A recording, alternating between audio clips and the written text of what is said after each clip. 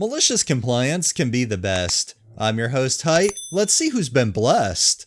Our first one is from Greens051.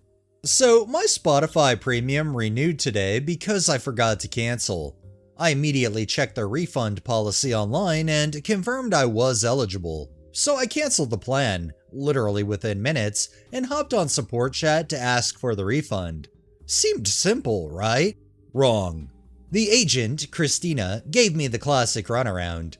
She said the 14-day refund policy only applies to your initial sign-up, and since I'd been a member for months, I was out of luck. She even sent me a link to the policy to prove her point, telling me to read it. This is where the malicious compliance comes in. I did exactly what she said. I read the policy, and then I went deeper and found their full, legally binding terms of use. And what did I find? In Section 3 under Withdrawal Right, it clearly states you have 14 days after your purchase to withdraw for any reason. A monthly renewal is a new purchase. My own research before the chat was correct. I went back to Christina and quoted the terms of use directly.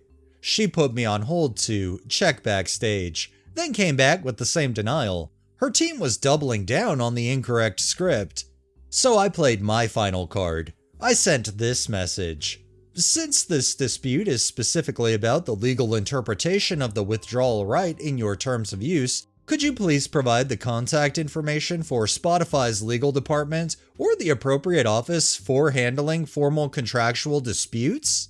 The change was instant. Suddenly, she had to see what she could do. 5 minutes later, I've managed to ask some support with our backstage team, and we can go ahead and process a refund for you. They folded like a cheap suit. Their business model counts on you giving up. Don't. You are entitled to your money back. I find this absolutely hilarious. Like, if you're gonna shoot out the terms of service and then kind of be smarky and tell the person to read it, you'd better damn sure know what's inside of those terms of service yourself. Wonderfully done. This next one is by Where's My Chin? In high school, I was in a science class that I did very well in. I was top of the class and scored nearly 100% on every test and assignment. The teacher assigned a big group project that would take about a week to complete with a team of 4 students. Groups were randomly assigned, and unfortunately, I was paired up with 3 kids who were barely passing the class. In class, we were given time to make plans together as a group to divide up work, examine the instructions, schedule times outside of the school to meet up, etc. It was at this point my teammates decided to tell me that they weren't going to do any work on the project. I asked why, and they said they knew I really cared about my grade, so they figured I would do it on my own. They were so lazy, they were banking on the fact that I wouldn't tank my own grade, so they could benefit off of my hard work when I inevitably got a good score on the project. I was pissed and said that was unfair. They dug in and said, "Too bad. Now you either do this project yourself or you'll get a 0%. Cue malicious compliance. Now, I could have gone to the teacher and he probably would have sorted this out, but a better idea struck me. So I said, "Fine, you win. I'll do what you say." They smiled smugly and thought that was that.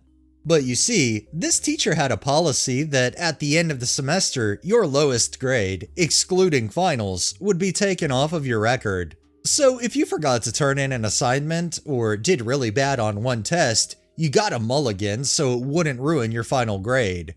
I had never done poorly on an assignment all year, so I never needed my mulligan. However, I knew these shitheads all did. If they got a big fat 0 on a crucial assignment, they would probably fail the class. So I did exactly as they instructed. I did no work on the project all week, just sat on it and bided my time. At the beginning of the next week, all the students turned in their assignments. My team watched as I sat in my chair, unmoving. Finally, one said, "Hey, OP, aren't you going to turn in the project?" Oh, I didn't do the project. They were shocked and asked why the hell I didn't do it. You said do all the work or get a 0%. I chose 0%. They were all royally pissed. They all had to do credit recovery over the summer. They hated my guts, but I couldn't have cared less. It was the most satisfying failing grade in my entire life. I always hated group projects in school because that's just exactly how it plays out. You're always going to have one or many people in that group that just don't want to do their part. I think it's really cool that the teacher had a loophole that you could have one bad assignment, and OP used that to their advantage.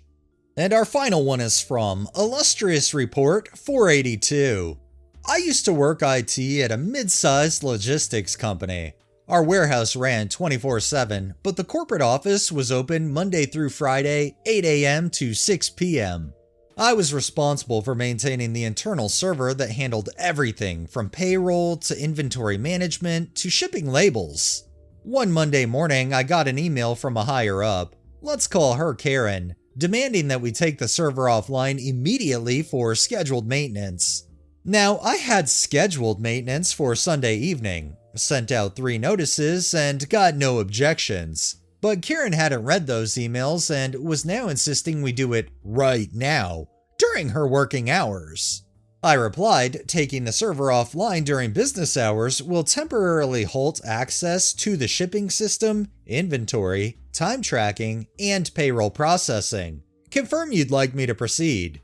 She replied, and I quote, "Yes, you should be working on my schedule. Get it done now." Alright, malicious compliance time. I looped in the warehouse manager and let him know the system would be down per Karen's urgent request. Then I pulled the plug at exactly 10:30 a.m. Within 15 minutes, the office was in chaos. No one could clock in or out, print labels, track shipments, or even inventory levels. Phones were ringing off the hook. The CFO stormed into my office asking what the hell was going on. I just showed him the email thread. Less than 30 minutes later, Karen came to my office, red-faced and yelling. I calmly pointed out that she had approved the server downtime in writing despite warnings. I offered to restore access early, but reminded her it would take time to reboot and check for errors from the forced shutdown. Fallout? Oh yes. She got dragged into a meeting with the COO and CTO that afternoon. From what I heard, it didn't go well for her. After that, all urgent IT requests from management had to go through a change management process with multiple approvals. I also got a little bonus on my next paycheck for handling the outage with professionalism. Sometimes the best way to teach someone why we have procedures is to let them break one. Once. It makes me wonder if the Karen tried to deny giving confirmation to have the server shut down and then also trying to possibly delete her email to confirm that. I'm glad that she ended up getting in trouble though and wasn't able to throw OP under the bus for simply maliciously complying with Karen's request. Alright, that's enough maliciousness for the day. Well, that wraps up this episode of Malicious Compliance. If you liked the video, please drop a like, share my content on all of your social media, subscribe if you haven't already, and make sure to hit that bell so you're notified every time I upload, and drop a comment down below. It really helps with the algorithm and helps new people find my channel. Thanks for watching, thanks to my patrons and super thanks contributors. Have a great day and stay safe out there.